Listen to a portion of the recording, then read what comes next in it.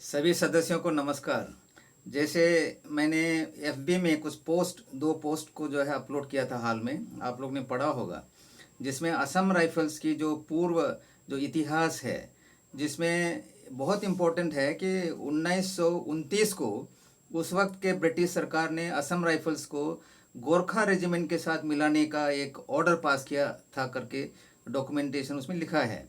लेकिन जो भारत छोड़ो आंदोलन का जो सख्त होने के कारण वो जो है उसको इम्प्लीमेंट नहीं कर पाया। कहने का मतलब ये है कि असम राइफल्स का जो एक डिसीजन लेना है सरकार ने, केवल 10, 20 या 30 साल का इतिहास को देखकर नहीं लेना चाहिए।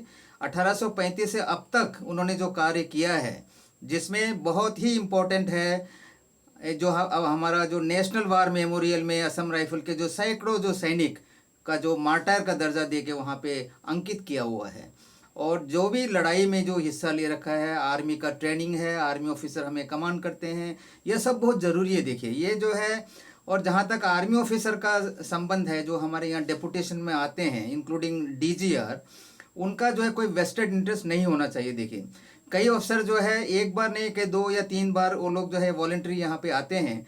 अब तक का जो उनका रवैया रहा है, हमें यह सोचने से पे मजबूर कर रहा है कि उनका कोई अपना इंटरेस्ट के कारण ही यहाँ इस फौज पे आया है। नहीं तो वरना यदि कोई बिल्कुल जो आपका कहते हैं कि जो वेलफेयर ओरिएंटेड यदि ऑफिसर होता, तो उनको पता है कि यहाँ पे जो ड्यूअल कंट्रोल है बहुत ही जो है परेशान कर रहा है सर्विंग और रिटायर्ड पर्सन के लिए। जो आइडेंटिटी क्राइसिस है जहाँ तक कहूँगा, जिसके वजह से देखिए हम लोग एसोसिएशन बन के 7-8 अभी 9वां साल चल रहा है, इसके पीछे लगा है, सरकार से बातचीत किया है, और जिसमें हमारे पैटर्न इन चीफ जो 11 असम राइफल को कमांड कर चुके हैं जनरल कार्निक सर, और जो सुशील कुमार सर जो हमारे पहला डीजीआर रहा है, उनका हमें सपोर्ट मिला है।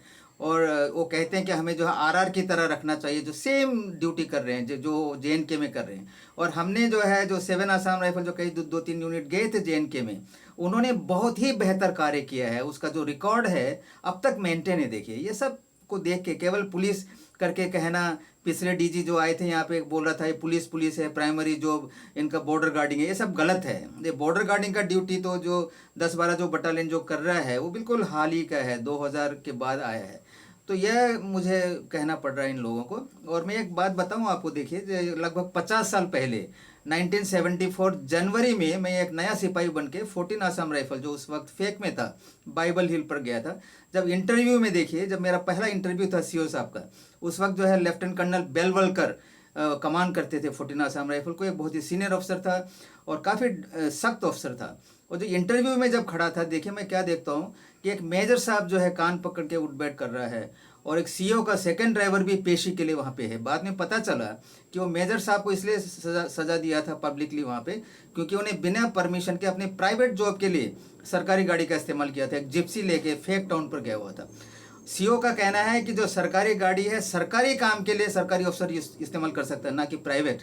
और एक सीओ का जो सेकंड जीप का एक ड्राइवर जो वहाँ पे पेशी पे था, उनका गलती ये था कि उन्होंने सीओ के मेम साहब को वेलफेयर में पहुंचाने के लिए सीओ साहब का सेकंड जीप लेके गया था बंगला में, उन्होंने वहीं से उसको वापस कर दिया। और उनका कहना है कि मेम साहब को जो है कोई गाड़ी ऑथराइज नहीं है, यदि वो अपना गाड़ी का इस्तेमाल करना है, यदि नहीं तो वो पैदल जाएगी। देखिए इतना सख्त अफसर था। और आज की तुलना में हम करेंगे कितना मिसयूज हो रहा है गाड़ी का हो या जवान का।